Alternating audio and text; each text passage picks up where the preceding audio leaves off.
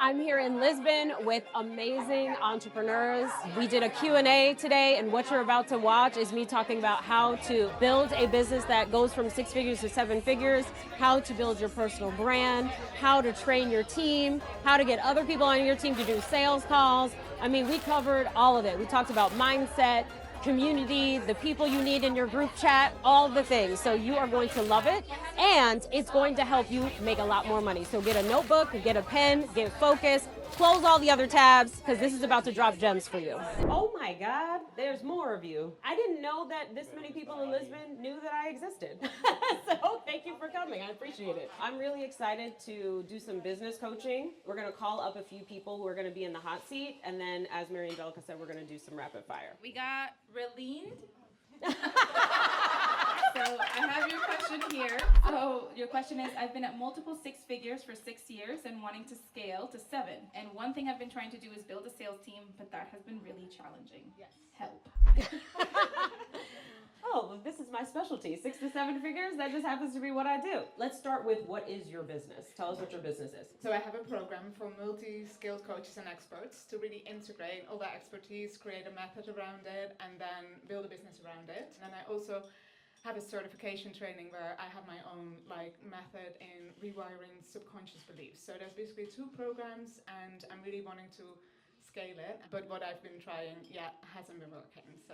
So I don't feel clear on what you do from what you just said. Okay, does everybody else feel clear?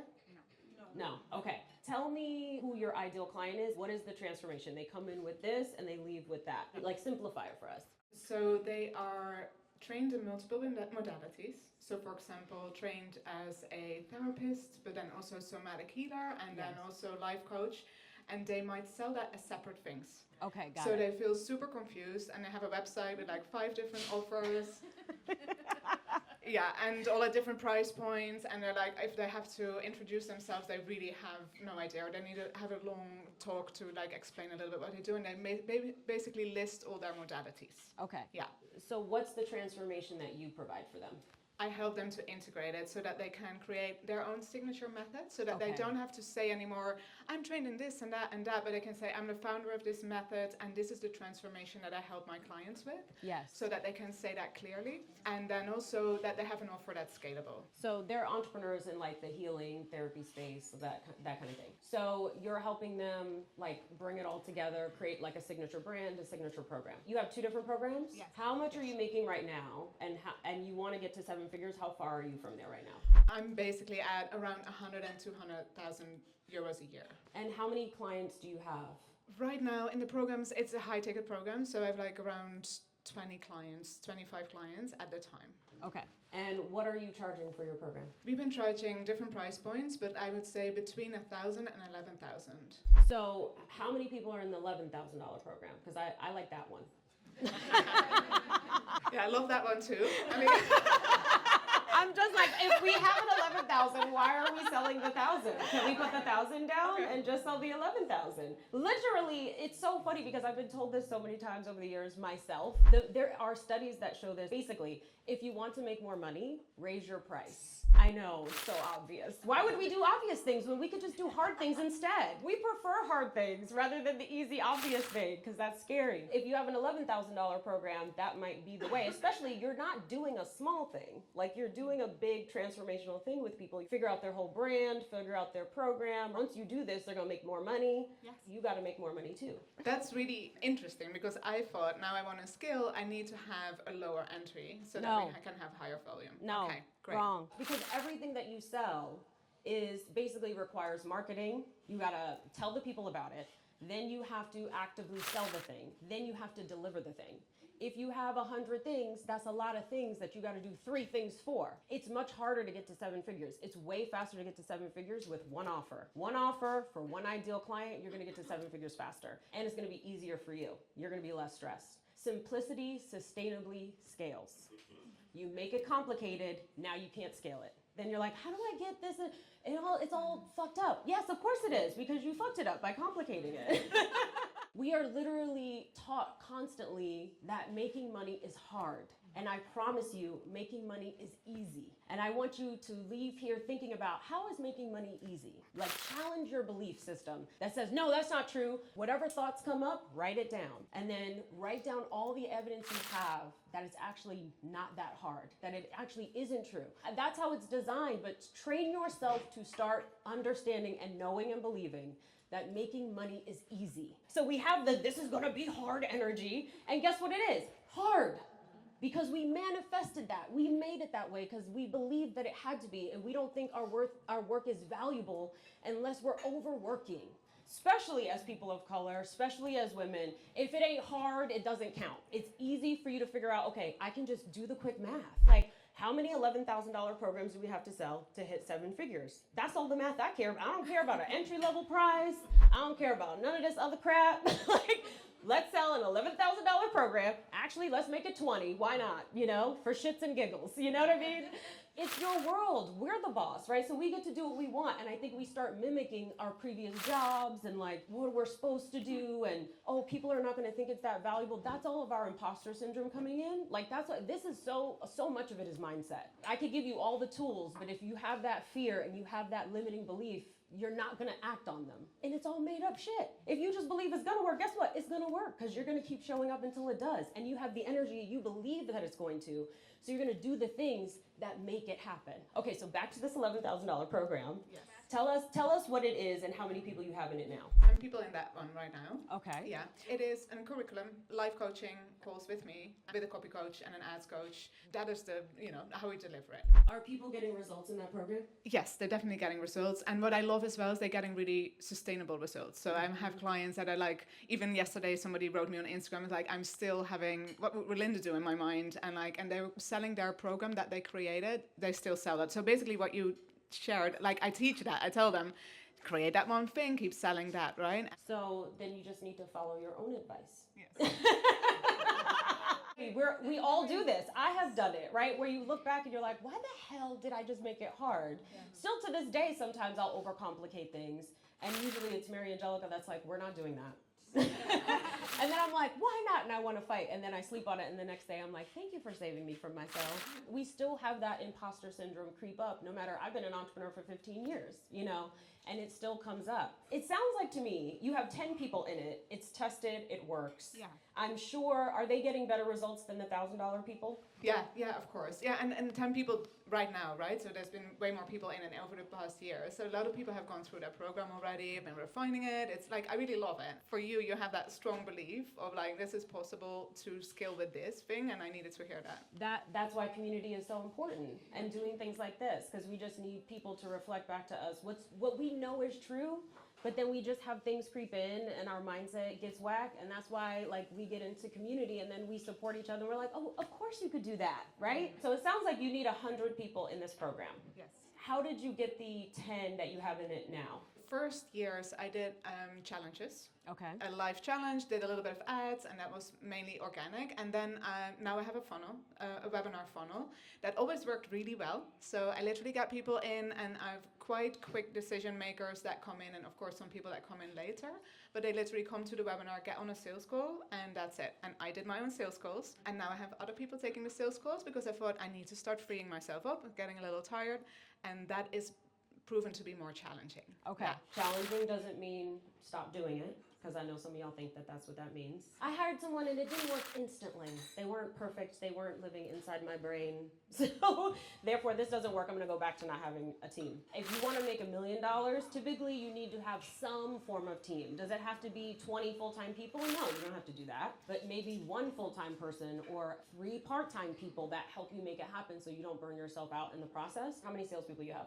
Right now I have 2. They're both not full-time, one in the US and one here in Europe. What's their close rate? I think my close rate was around like 25%, and they're like more at around 7. 7 is unacceptable. Yes. I want to see a close rate of 30%. Okay. And I would suspect, usually as the founder, we have a close rate that's closer to 50%. And then you want your salespeople to have a close rate that's like 35% minimum. In order to keep your job, you need to be making 30 to 35%.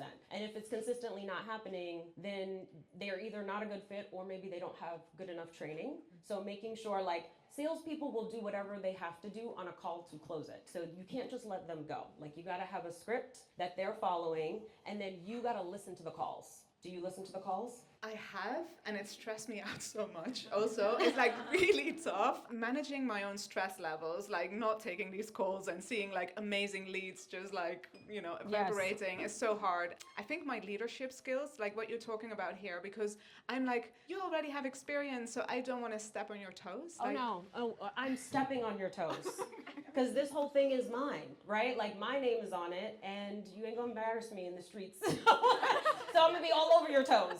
In the beginning, it requires training. I know we all want to just throw people to the wolves and be like, good luck to you. Go make me some money. You know, that's not how that, I wish I would be making a lot more money if it worked that way, right? They require training. So you have to be willing to train them. And I think for a salesperson that's experienced, like, you got 30 days. You know, sink or swim in 30 days. If it's not happening, you got to go, bye, we love you, but good luck to you. Next. And that's how you get there. You're not going to get there by like letting them have 7% and just hang out having 7%. Hell no. Because you also paid for those leads by running ads. Yes. Yeah, so no. I would start with a training that you do with them. Just say 7% ain't it. So we're gonna have a new training. I'm gonna walk you through a script. I want you to do the script. I'm going to be listening to your calls, and you choose at random. And they're calls that they didn't close. So you want to listen to them and find out, why are the calls not closing? Listen to 1 or 2 of their calls a week. You don't have to listen to all of them. And you can listen, I used to listen to it in the car on 2X. You know what I mean? Because I don't want to sit at my desk listening. No, so I listen to it in the car while I'm driving, and then I'm like, oh, you this is where you fucked it up, you know? And so then I go back to them, I say, here's what I would have done differently. Fast forward to the 38-minute, like, she said this and you said this in response, and that's what messed it up. So don't do it that way next time. So can you do that? Do a training with them, listen to their calls at random, because that's going to hold them accountable. They don't know which one you're going to listen to, so they're going to want to do the script in every call. As soon as you stop listening to the calls, the standard is going to slide. There has to be accountability built into the system. Now, when that becomes too much, you'll hire a sales manager to manage your sales team, and they'll listen to the calls and manage your team. Yeah. The other thing is, salespeople need to be pumped up. So, like, you need to have like a morning huddle and be like, okay, what calls y'all got? What are we doing today? Tell me about these leads. Let's go get hype. You know what I mean? You got to hype them up. And maybe it's 20 minutes, but that's better than 8 hours of sales calls. And then the ads, 10x the ads. You can do it slowly, but if you 10x the ads, you're gonna 10x the amount of clients you have. It's just that simple, and it's just about getting the nerve up to 10x the ads. This is amazing. Yeah. Honestly, what I really realized is my self-confidence. Because I was like outsourcing that and like want to be so respectful of people that I bring in, and I'm like, I think I'm sorry. It is respectful to be honest. I know, yeah. It's respectful to say, you did not do a good job. Let me tell you how to do it better, right? Like, that is respectful. That is kind. It's being honest. Like, being nice is not lying to people and pretending they're doing a good job when they're not. So, and it's hard. This is not easy. So you learn it as you go, right? We're not naturally good leaders of people if we never managed people before. So we got to do it, and we'll learn it as we go. And forgive yourself for any mistakes you make along the way. You are allowed to make mistakes. Thank you so much. That's really amazing. Thank you. You're so welcome.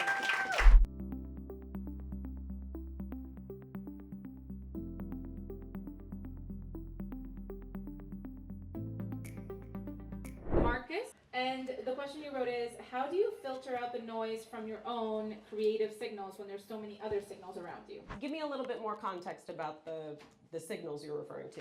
It might just be intuition. So I think that's the signal I feel I have sometimes, but then people might go, oh, really? Oh, well, how are you going to do that? And you kind of go, I feel there's like a signal there that I need to follow. So that's the advice I was asking, like, how do you stay focused? And I have a very simple answer to this. It's going to make y'all laugh, but stop talking to those people. I'm laughing, but I'm so serious. Do not talk to them. So, like, if I talk to somebody and they're like, oh, is that what you're doing? Are you sure that's going to work? Click. We're never talking again. Right? Like, we could still be friends, but I will not be on the phone with you on a regular basis so that you can poo-poo my dreams. Right. Like, the reality is, like, the dream that you're holding is so fragile. We're holding on for dear life, doing everything, reading all the books, listening to all the podcasts, coming to events like this, doing everything we can to believe in ourselves.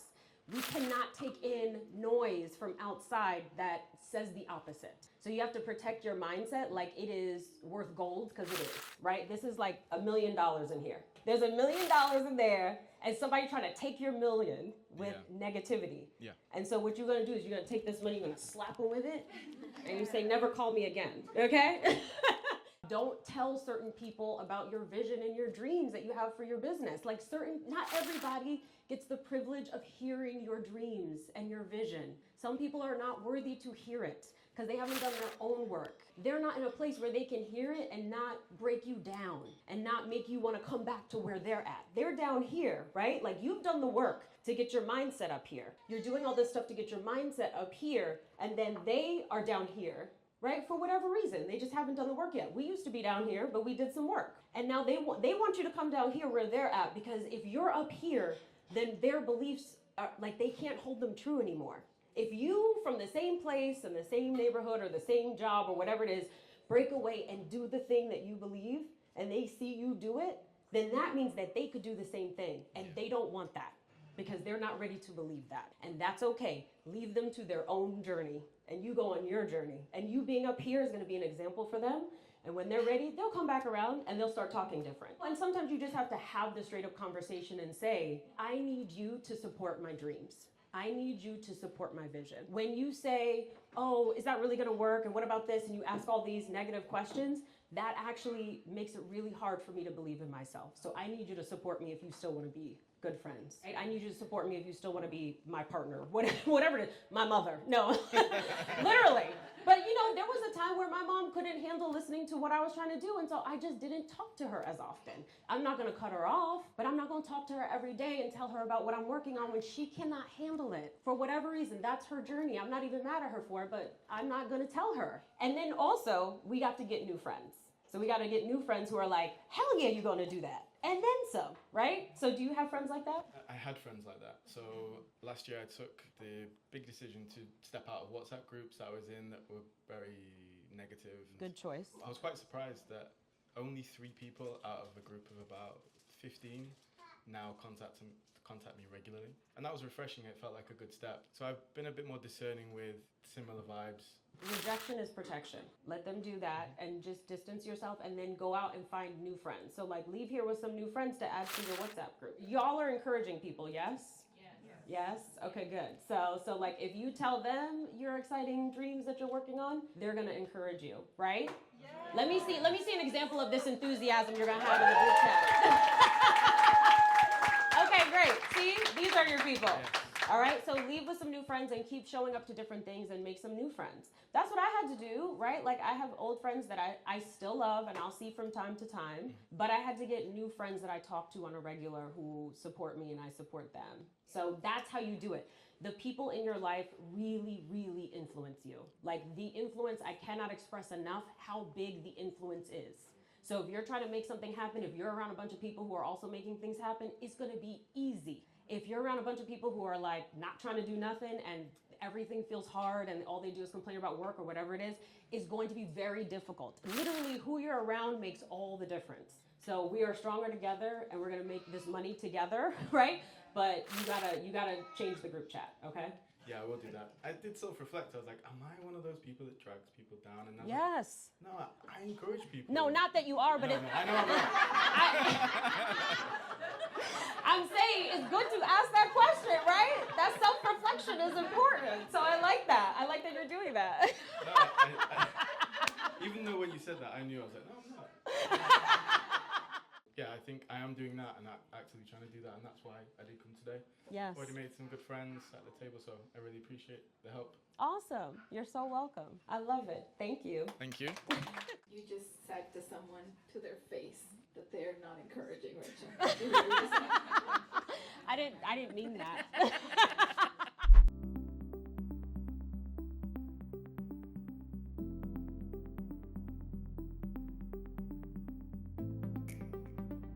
So up next we have Stacy. Your question is, you've been in business for 16 years as a solopreneur, and over the last 4 you're now trying to grow a small team. This is a common question we have, is like, okay, now I'm growing a team, how do I actually exit myself out of some of the process and things that I'm doing? Okay, so tell me what you do. I'm a book coach, So I coach authors through the journey of writing their books, and then I help connect them with the next steps to get their books done.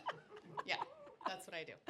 And tell me, what's the form of your offer right now? I already know that I'm maybe doing some things not right, but I have a group coaching program, so I run that for 6 months. Okay. And then I also coach authors one-to-one, and I have an author community. So that's once they're done with the program or coaching, they go into the community, and then that's all around the business of being an author. How long are people typically with you? They're doing the 6 months in the group program, then they go into the community. What's that time frame like? If they work with me one-to-one, we work for 6 months in coaching, and then we move into 6 months of mentorship, so it's 12 months. In the group coaching program, they go through for 6 months, and then they have 3 months of the community included as part of that program, and then they can stay in the community after that for as long as they want. And we have an average of almost a year right now for our membership, and we've been around for a year and a half.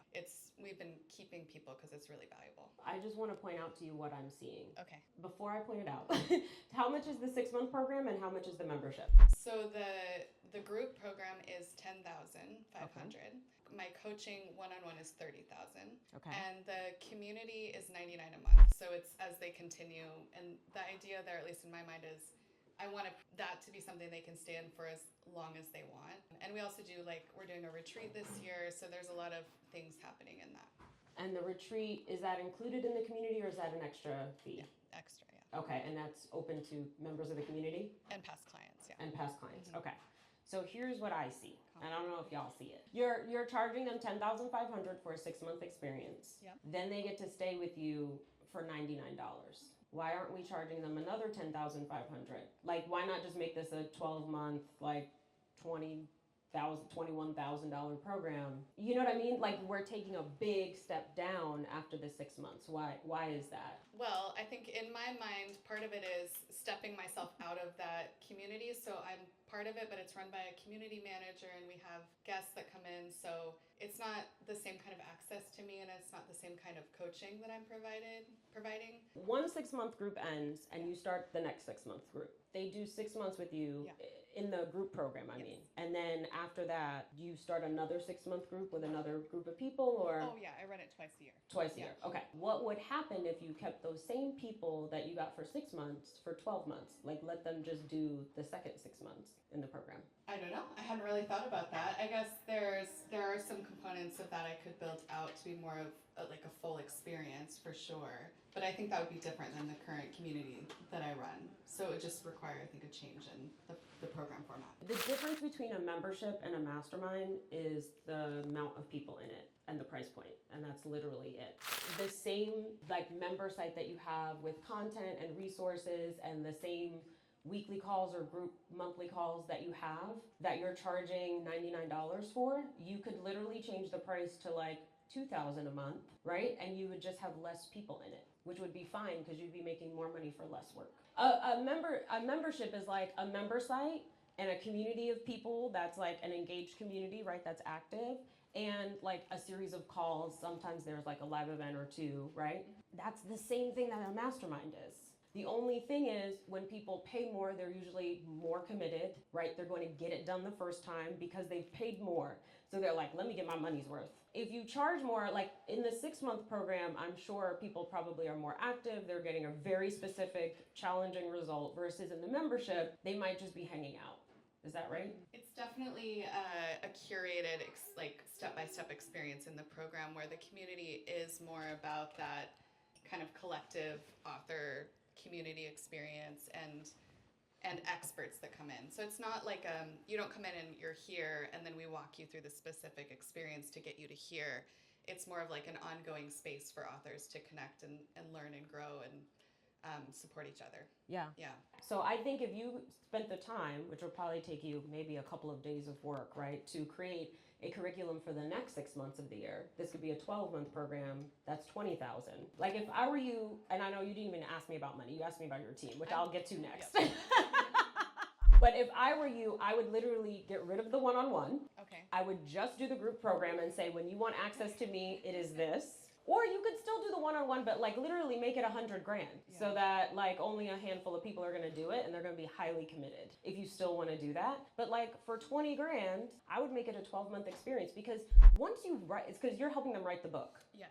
Yeah. Once your book is done, then guess what? You got to market the book. And then you want to build a business around it. You're going to get keynote speaking and you want to create a program around it. And like, you're like, okay, how do I continue to monetize this expertise that I just developed? Like, why not hold them through all of that? You have the expertise to do it. You're doing it in the membership at a low price. I'm just saying change the price, make it a 12-month thing. Now you're selling it once a year instead of twice a year. Your work is easier. Right? Your team's work is easier. And you can still have the community manager in there helping you. I was not expecting that. But it's interesting because it actually solves a problem I've been trying to solve for my clients, which is, you know, they get done with this process and then kind of matchmaking them to the right next step. And this would then allow a much more seamless experience for them, which will make us all happier. Yes. Yeah. This is the thing. If you filter your business decisions through what's best for you, what would delight you, right? Like if people are like, I hate marketing, but then their program is 30 days and then they have to sell it every 30 days. Why are we doing this if you hate marketing? Like just sell a once a year program, right? You'd only got to market it and go hard once a year. But yes, it's good for your client. Typically what is good for you is good for your clients because you're going to show up at your best, right? You're not drained, you're energized, you're excited about what you're doing. When you're in that state, you're going to deliver your best work, your clients are going to get the best results, and you're going to make the most money. And then they're going to get the best results, right? And they're going to go on and make money with what you're helping them with. You're just holding them a little bit further. I promise you, people are leaving your $10,000 program, joining your $99 community, and then going and giving somebody else $20,000 for the next phase. Yes, that's true. And I'm sure when you find out about that, you'd be pissed. And again, it's like one of the big challenges people face, and again, I'm sure you've experienced this, is there's so many different people that they have to organize and places they have to gather information, and that gets really overwhelming, and then the burnout is real when your book is launched and you have to do ongoing marketing. So I love that idea. I just think it would serve people really well. Now tell me in the 3 minutes we have about the team issue.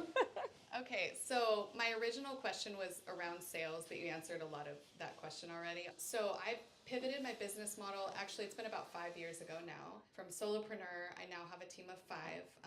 A few of them are here in Portugal. I have a full-time operations manager, client experience manager who's also supporting in sales, a full-time marketing person, and then some other roles as well. My challenge right now is that my business and brand is all around me, Stacy. And so people want to talk to me in the sales process, and I think the woman that came up earlier, she's, I think, gotten a little bit past where I am, and I'm really in that place of I'm still dabbling in every single pot. Yes. And that's right now the piece that feels the most overwhelming to me, to constantly be bringing people in, and it takes me from being able to serve as well as I want to in other areas, to my team, to my family, and my clients. So I have 2 tips for you. One, what got you here is not going to get you there. What's going to get you to like a couple 100,000 is not going to get you to $1 million and multi-million, because you can't just do whatever your clients want you to do. Because the early clients, they were used to all your time and all your attention and 100% focus on you,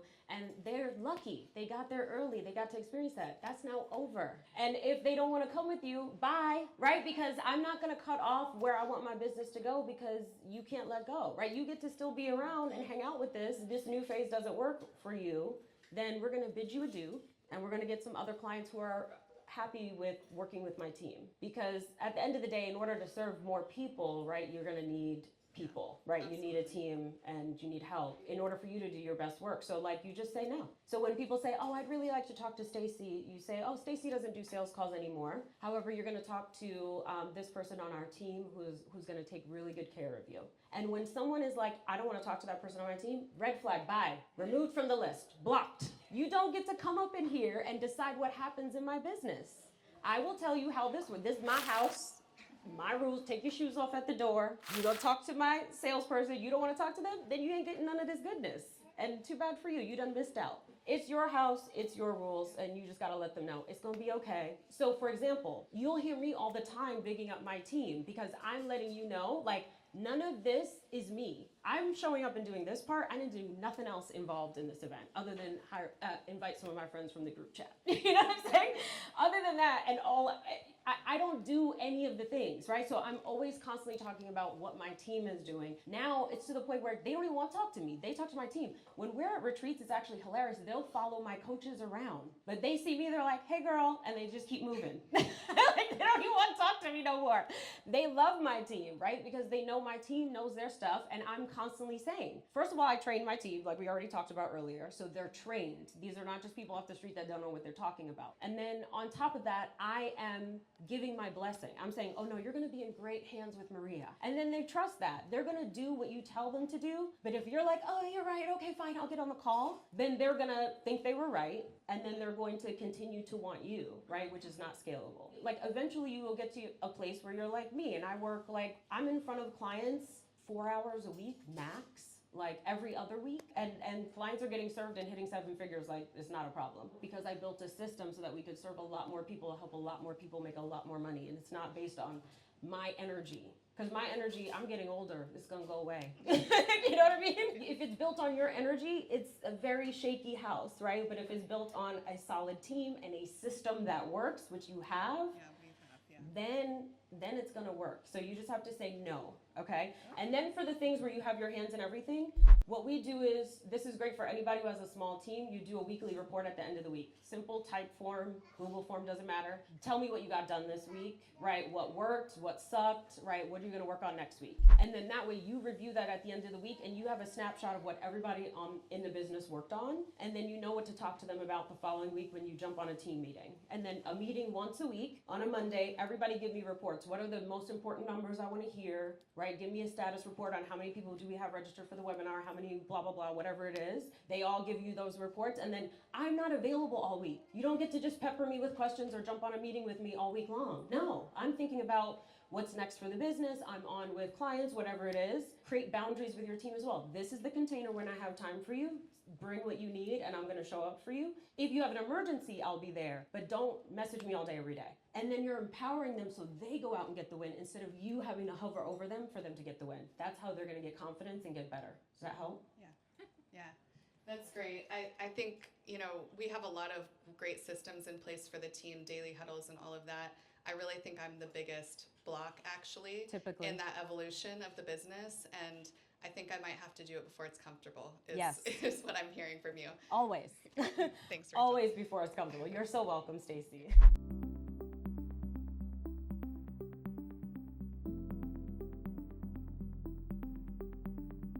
So we're gonna do rapid fire now. Many of you filled out some questions here, and to ensure that we get more answers for you, we're gonna go rapid fire. So let's go with the first question. How do you decide which opportunity deserves full commitment when you have multiple strong options? And how do you tell the difference between a true 7-figure like vehicle or offer and just like a high performing distraction? Love this question, so good. What you want to focus on is what you are most excited about. So like, what are you most excited to do? You're the filter. And the reason why I say you and what you're most excited about is because if not, you require a lot of discipline.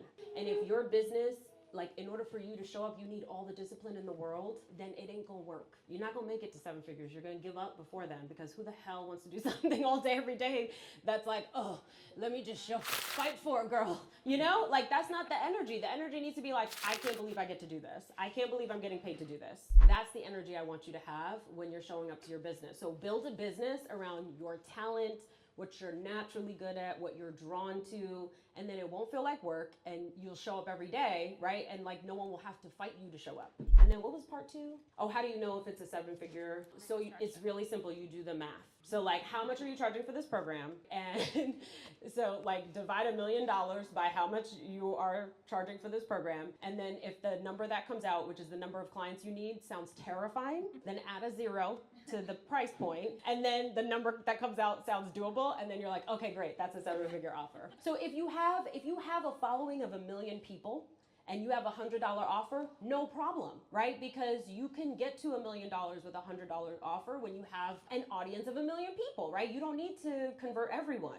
So that math can math. If your audience is 1,000 people and you're like, I want to make $1 million, then you need to be charging at least $10,000 for your offer. Then you want to go to a higher price point and deliver something that is at a higher price, because then you only need 100 clients instead of, 100,000 or whatever it would be for your current prices. So you don't want $1 million to be off in the future 15 years. Why is it so far? Why is it 15 years? I don't want to do it for 15 years before I get to $1 million. If you're starting a business today, you should be at 7 figures in 3 years or less. And I've helped clients do it in 6 months, multiple clients, not just one. I've helped clients get there in a year is very, very doable. 2 years, really, if you're going from 0 to 7 figures and you're, really moving, 2 years is so doable. But if you're at year 3 and you're not at 7 figures yet, we need to rework the business model a little bit to get you there quickly. Usually the thing that's stopping you is not the mechanics. Yes, some things need to tweak, and it's usually a tweak. It's like I need a whole brand overhaul. No, you don't. You need a tweak here and a tweak there, and you need to work on this, because it's usually the mindset that's stopping you from doing the things that will make your business $1 million business. Who's ready to be a millionaire in 3 years? Yeah? Sound good? One? Okay, we got one. Anyone got another one? Yes, that's what I'm talking about. I gotta start talking really fast as we become big. Listen. You gotta start talking your you know what I'm saying? Like, you gotta be feeling yourself, okay? Like, literally be delusional, right? That's what great businesses are made of. Don't be practical, all right? You're entrepreneurs. You're already not practical, okay? It's nothing but you. If you wanted to be practical, go get a job. You've already chosen the non-practical route, so let's continue that same energy. Be completely delusional. Believe in your own nonsense, right? And then you're gonna go make it happen because you believe, and then surround yourself with other delusional people, and then we'll all get there together. Yeah, you're going to get out of the group chat, you're going to join a better group chat. That's basically what we're saying.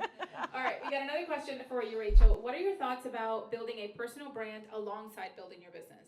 So that's what we're doing right now, right? Find ways to do it that feel sustainable. You're building your personal brand and you're like, I hate TikTok and I don't want to be on TikTok every day. Okay, so don't be on TikTok. What channel are you going to do, though? Like, pick one, whether it's YouTube or if it's Instagram or whatever it's going to be. It could be LinkedIn, right? But like, choose your channel and then just start showing up consistently. Consistency is very powerful, right? Like, that can get you very far. So you can be building your business, but like your social media, like that personal brand building effort should be supporting your business. So the personal brand is not about, let me tell you everything that I love, like now I'm over here, like gardening, right? Even though that has nothing to do with my business. And now I'm over here drinking coffee, and let me tell you all about coffee. And now I'm over here doing this other thing, and it's like all the things going on. And you're like, I need to tell you about every degree I have, and every hobby I have, and every talent I have, and everything that I've ever done. And it's like, does your audience care, right? They care about who you are, like who are you, what are your values? They might care about a hobby or two, but there has to be something in it for them. What are you giving them that's valuable, that leads back to your business? So I feel like you should add some personal things in there, but I think maybe it's like 60-40, 70-30, right? Like the majority of the time, maybe it's 80-20, where you're giving them value, right? Helping them solve problems, helping them figure things out in your area of expertise. And then 20% of it is like telling them about yourself so that there's trust built, right? And then that should lead right back to your business. Stop talking about everything under the sun when it has nothing to do with your business. It's not helping someone make a buying decision about whether you're the right person to help them solve this problem, okay? But consistency is really powerful, okay? Like we have famous YouTubers among us, so y'all stand up. Christina and Aman. Stand up. Okay? Their YouTube channel is Our Rich Journey. How long have you been building it? 6 years. How many subscribers do you have? Say. Never enough. We have about 680,000. Almost 700,000 subscribers on YouTube from showing up about twice a week for 6 years, right? And now everywhere we go, they get stopped in the street. Okay? They're celebrities, okay? I'm telling you, we can't go to dinner without them getting stopped.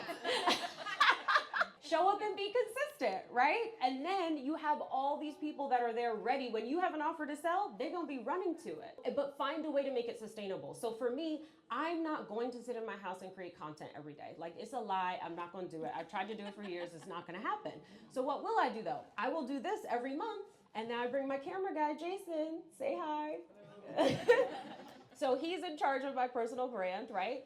And so we're filming all this, and then we'll create content for the next month just from this one event. And of course, we're capturing other things too while we're together, but like we're batching it because that's what's sustainable for me. So find a way that makes it work for you. I love that. So we got some conversations about how you're going to work on growing your personal brand. So let's talk about when you're ready to make some money from that brand. All right. So the question is, how do you prioritize how to generate revenue quickly? Would you reach out to previous clients, do social media, or email? Definitely conversations. We love social media. Like, I posted my offer on social media and nobody bought it. Of course they didn't. You know, that's just the beginning. Social media is like top of funnel. That's like to get to know you. Right? What's the next step after that? Maybe it's like they opt in for like a freebie or something and now they're on your email list. And then after that, invite them to a conversation, like get on a sales call. That would be the fastest way. Either meet them in person if it's an in-person thing, or get on the phone. That is the fastest way to get a sale, having one-on-one conversation in the early days. Now, notice that that's not going to work when you get further along, right? When you get further along, you're going to hire your sales team like I talked to, right, to some of my friends today. And that's what's going to make it scalable later. But in the beginning, get on the phone and close those people, okay? And I'm not above it. Like, listen, we did this. In November, we were doing a push for something, and we were calling our clients like, hey, girl, hey, let me tell you about this, right? And then sometimes it's not even getting on the phone. It's like recording a Loom. Let me tell you about this offer. I think it's a good fit for you. Let me tell you why. Send it along. And then people are like, yes, you're right. I'm buying. That's it. One-on-one conversations in the early days, and then of course as you go along you do it more scalably, but that's always going to be better than like a mass email. People need to know, especially in the world of AI, we're so over digitized, like personal touches go a long way. So like do the non-scalable things in the early days, or if you're in a launch and you're doing a big push and you're not hitting your numbers yet, do the non-scalable thing and start tapping people on the shoulder and say, hey, are you interested in this, right? And have those conversations. Yeah, and 100%, and something you've said before a few times has been, how many people do you actually need to join your offer? Right. And when you look at that number, it's like, oh, I can actually just I can just reach out to that many people today. Like, I actually don't need that many people. Right. And sometimes we think we have to reach all the masses, but really you need 7 people to say yes, you know? Exactly. We were doing the math earlier, you were saying how many clients you need to buy your offer at $11,000 to close $1 million, and it's 7.5 a month, so that's 8 a month. Right. It's like you can talk to that many people, and you can talk to twice that many people to close at 50%. 3 times that many people just to be safe. Yeah. So 24 people a month, right? So how many people do you need to talk to a week, right? And you just do that math. Okay, I need to get on 6 sales calls a week, and then my numbers make sense. Your business is a math equation. So do the math. If your business is not a math equation, it's because it's too complicated and you have too many offers. Which one is the moneymaker? Great. Now do the math equation based on your moneymaker. And that's it. And it's like, what do I have to do to get back your way into it, right? This is how our high school math comes in handy. It's so simple, but we're like overcomplicating it. And like, get off the internet and like watching too many videos. You know what I mean? Like, there's too many things. And so you're like, I need to be doing this. No, you don't. You need to get your 6 sales calls for the week. Do you have your 6 sales calls yet? So why are you over here working on this? Stop doing that. Get them people on the call, right? Once you have your 6 calls and you close the people you need to close, you got extra time on your hands, great. Go do something else then. But like, keep the money the main thing. We're like, oh, I'm going to grow my this. And for what purpose? To make money. Can we just go directly to where the money is, which is like this person that you already know? Just call them and say, hey, do you want to buy this? No? Okay, then call the other person. See if they would. Yes? Okay, great. Now I got a yes. Next person. The money is there. Whatever it is you're afraid of, the money is on the other side of that. So just go do the thing. If you're not willing to do that, I don't feel sorry for you. Okay? If you don't make the money you don't want to make, I don't feel sorry for you. Okay? You don't want it. Because trust me, like if you're looking at people who have all these things and you're like, oh, I wish I had that. Guess what? They work their asses off for it, right? And I don't mean they work 16-hour days. I mean, they got on the phone with the people. They made the calls, even though their hands were shaking, their voice was shaking, they were willing to get on the phone. They did what was uncomfortable. And that's what allowed them to get there, right? They got on in front of the camera and did the video, even though they were dying inside, okay? And they were scared for anyone to see it, but they still did it and put it out there. That is the work. It's not 16-hour days of busy work, of coming up with, 17 emails, right? It's not that. It's make the phone call that you're uncomfortable making. And if you're not willing to do that, that's fine. But just like, know that the people who are out here successful, I earned mine, okay? So I don't feel no type of way that I have something and you don't, okay? Because I did something you didn't, okay? So let's be very real about that. Can I get an amen?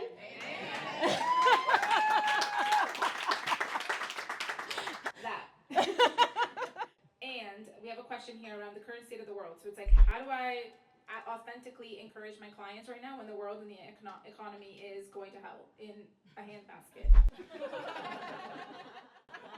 I don't know if you've noticed, but the world has been going to hell in the handbasket for like ever, okay? I am not going to shut down my business every time the US government does some nonsense, because that is every day, okay? Since I was born, okay? The stuff that's going on now, and honestly, don't even get me started, because I get irritated when people are like, I'm surprised. I need you to take your surprise and take that somewhere else. No one here, like if you're black or brown from the US, you are not surprised.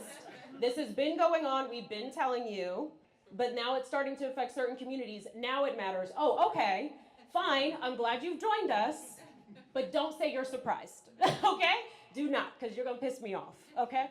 So anyway, all that to say, the US government has been doing nonsense since I can remember, since I was coherent as a child. I remember, law enforcement killing citizens when I was a kid, okay? So this is not new, and we cannot stop being in business every time something is going on. Know what your values are and build that into your company. So when I'm helping people of color and historically excluded people make more money, I'm helping women make more money, I'm helping queer people make more money, I'm helping black people make more money, I am making the world a better place. So when I see nonsense going on, I'm like, stay focused, because what you're doing is actually eradicating that. Because when we have more money, we can back politicians that we actually care about, we can write big checks to charities and causes that are important to us, and that's how we're going to empower ourselves. We need money. Okay? And we are smart and capable. We have the ability to go get it. So let's go get this money, and then let's go change these things that we need to change. But let's not hide and make that an excuse. Because I think for a lot of people, it's an excuse. Oh, the world is terrible. Not a good time to start a business, right? Not a good time to talk about my business. It's always a good time to talk about putting money in historically excluded people's pockets, in my opinion. There is never a time that is bad to do that. So I will be screaming and shouting about it till the day I die, okay? And if somebody don't like it, too bad. If somebody is saying to you, stop marketing your business, this is tone deaf, blah, blah, blah. The only people who are gonna say that are people who are not out here. They're not in the arena. They're sitting on the sidelines doing nothing. Their activism is talking mess on the internet. That is not helping anybody. If you are not materially helping a community that is marginalized, or a cause that is important with your actions, you're not doing anything. Doom scrolling and then talking about your beliefs while you do absolutely nothing else is not activism. There are real activists who are out there on the front lines, sacrificing their lives, their money, all kinds of things. And don't give yourself the same name because you're on social media and nothing else. Okay, do something more than that. So for example, if you're a book coach and you're helping books get out there that are about important causes and voices getting out there, get book deals that would otherwise not get one, that's important work. Keep doing that. That's helping the world, right? Because that book is eventually going to get published and get into the hands of somebody who their life has changed because of it. So recognize how your work is connected to the bigger picture. Educate your community about that. And if somebody says, stop marketing your business because, the world sucks, just tell them the world sucks every day, okay? And I need to pay bills, and so does my team. Listen, this is exactly it, right? And we talk about this all the time, and we talk about this even in our mastermind community, right? Because our current clients are always asking us, but something's happening, I can't promote, I can't do the marketing activity you told us. And we're like, no, stay focused, stay in your lane, and find out how you're connected to the bigger picture. That's how we get up every day and we do the work that we do. Yep. That's what drives us, no matter what's happening out there. That's actually what fuels us sometimes, right? We're just like, oh, now it's even more needed. Thank you for that. We have a question around, how do you transition from being an over-delivering freelancer to building a scalable business when you're starting you have limited capital, you have limited networks, especially in a local market with structural inequalities, etc., living in Portugal? The way you do it is, a freelancer is kind of like, what would you like? And then you're like, okay, great. I will create a proposal or a package around whatever you like. And when you're a service business, you stop saying, what would you like? And you say, here's what we got. You want it or not, right? So it's boundaries. And you'll see, like, as you grow your business, your boundaries have to keep growing, right? Just like I was saying, it's not you on the sales calls. And then it becomes, it's not you even on the delivery calls, right? Like, boundaries increase as your business grows. And so this is the same thing. So like that first step is, here's my package. Or you could have two options, like package A or package B. Here it is. Would you like it? And if people are like, well, actually, I would like it if you did this, and if you could take this out, add this. No, it's this for this price. Would you like it or not? You don't want it? Great, bye. I'd rather not do the work, right, than get paid to do things that irritate me for somebody who's going to be demanding and keep asking for extra stuff. You're over-delivering because you're allowing it. No one's taking anything from you. You are freely giving it. So stop doing that. Put boundaries around your work and put a price tag on it and say, here's the package. Would you like it, yes or no? And then people will be like, yes, I would, and they will buy it. So it's really as simple as that. And then there's the mindset piece here of the question, which is, this person is writing, they feel like they have limited capital, limited networks, and they're in a local market. So already I can hear in the question like, oh, but I have less and less and less and less and less. And so how can I? And so you can speak a little bit to that. I think the trick you showed people on the iPhone, I think was also a really fun one recently, because it's like you think you have a small network. Yes. Okay, so everybody take out their phone, and then I want you to go to your contacts, and then scroll all the way to the bottom of your contacts. Anybody there? Tell me the number. A few people shout it out. 911. 1,200. 2,000. 5,000. Y'all know a lot of people.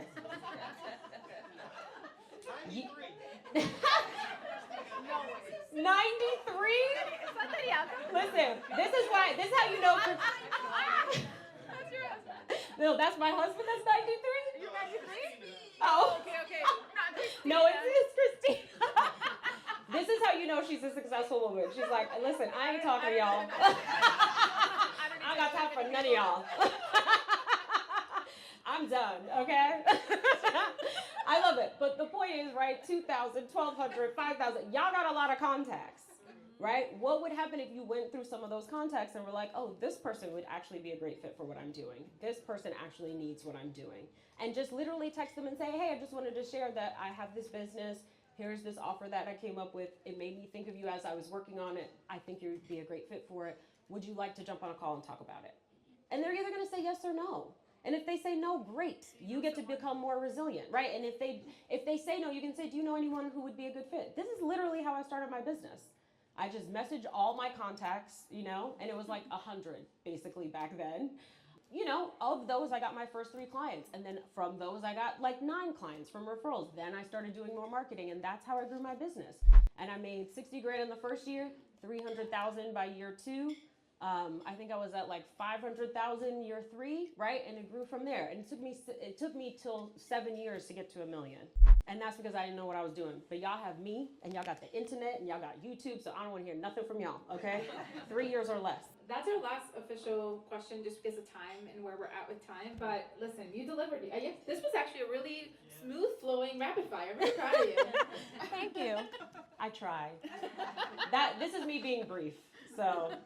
I know. So thank you all so much for being a part of today. Thank you for being here, present, making time and space to be together in community. As Rachel was saying, this could be a new group chat, right? So like get connected with people, trade numbers. You're all local, so you can come back to this same location, right? You can come back right here, and you can go to a new cafe.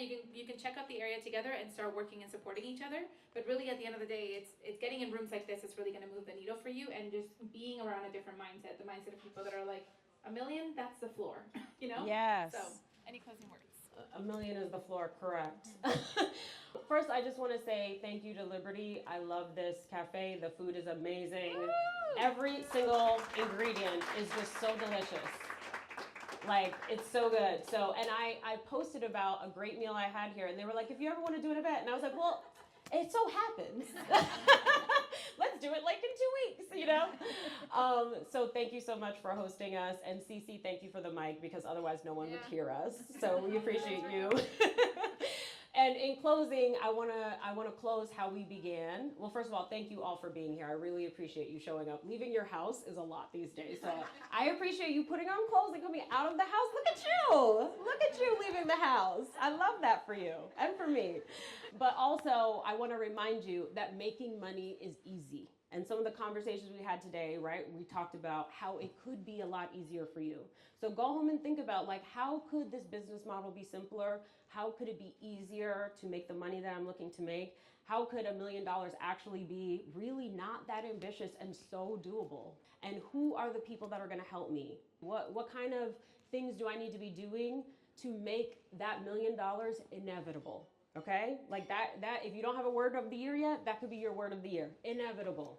What are the things that I have to show up and do to make that million inevitable? Making money is easy. Bye, y'all.